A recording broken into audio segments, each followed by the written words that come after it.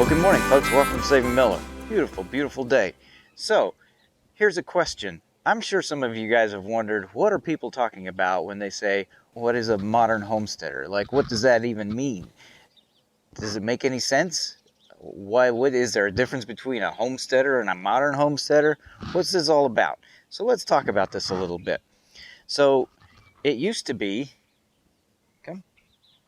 that you could homestead a piece of property for what, 7 years, and then the government would give it to you.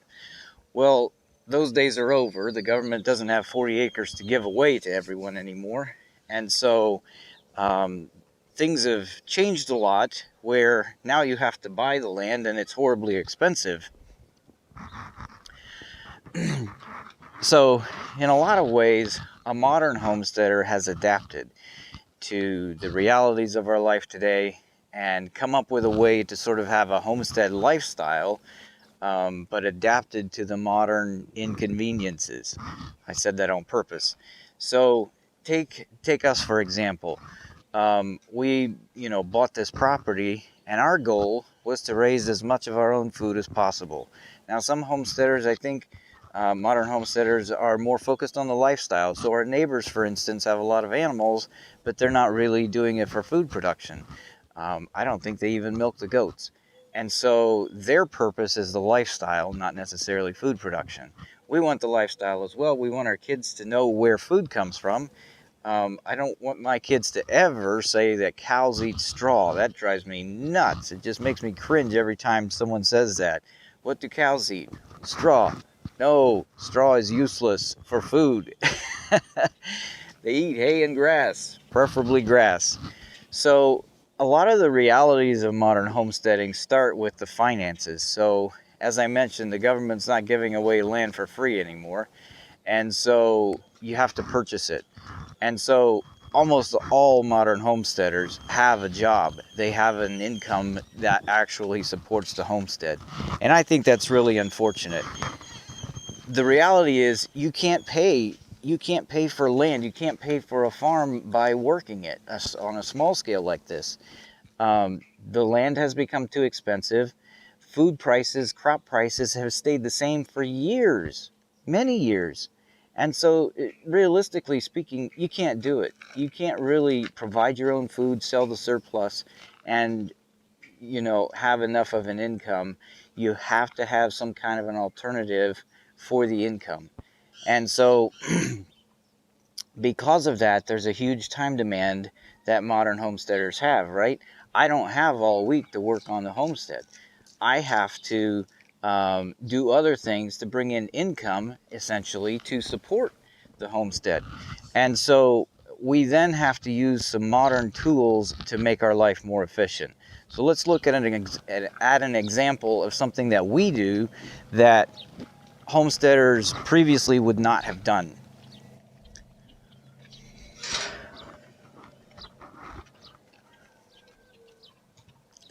You coming, little man?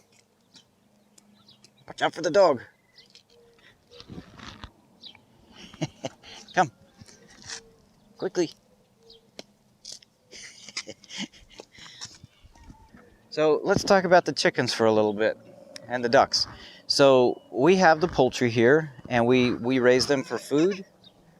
Puppy, come on. We raise them for food and eggs. And so because we have some modern conveniences, we can rotate them around in a very nice way. Now, 100 years ago, you couldn't do that. You could get some fencing and stuff, but people mostly just let chickens roam. We rotate them because it feeds the pasture and it keeps them cleaner, right? So they have fresh grass all the time. It supplements their feed in a big way too, especially on the clover. And so we built the coops. You could build a coop quite a while ago and it would be fine. But we also have the fencing here. So the fencing does two things for us. It keeps them contained where we want them, and it allows us to electrify it to hopefully keep predators out. So these modern conveniences allow us to adapt to our situation and help us to be a lot more efficient. 100 years ago, it would have been extremely difficult to be rotating cows and chickens with with wooden posts and barbed wire. I mean, that's all they really had to work with. But today we can maximize the output of a very small piece of property here and raise 3 steers, possibly even as much as 4 on the grass that we have, because we can rotate them. Now, building all those fences, you know, to divide everything up would be possible, but it would take a long time, and then we'd block off the pasture. So the part of the modern part of modern homesteading is the conveniences that we have with electric fence and solar powered fence or energizers. There are a number of examples of modern homesteaders on YouTube, you know, and a lot of them pretty much embrace the modern part of it. We try to you know, keep things as natural as possible, but the reality is, in order to manage on the limited resources that we have for producing the food, we need to use the modern conveniences. So it's kind of interesting, you know, Lumina Acres, for instance, every day they say, "Good morning, modern steaders." Something like that. He does it much better than I do. But he kind of emphasizes that this is sort of a modern thing. And they use a lot of modern tools, you know, to manage their homestead. Others like Justin Rhodes, kind of the same thing, you know, using sustainable agricultural practices, but with a lot of modern conveniences like the poultry netting, in order to manage it within the confines that we have to work. So the other thing that this does, though, is it really allows it sort of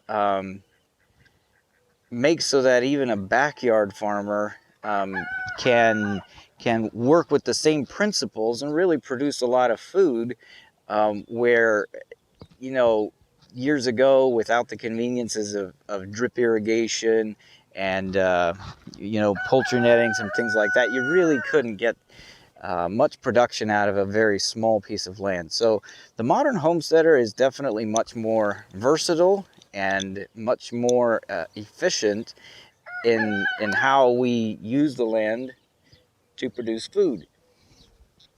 But we really do it because we love it and because it's good for our kids. You know, they know where their food comes from. And so I am proud to call myself a modern homesteader.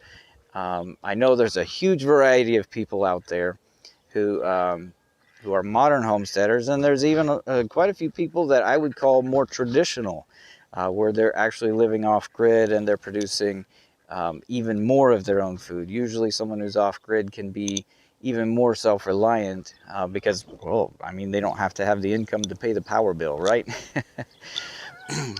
So hopefully that answers some of your questions. Hopefully our discussion kind of gives you an idea of why we really have to use the term modern, because we're not like completely self-sufficient. That's not really what we are. We do as much as we can, but we do still we use a lot of modern conveniences to improve the efficiency of our farm and the use of our time. That's really a big deal.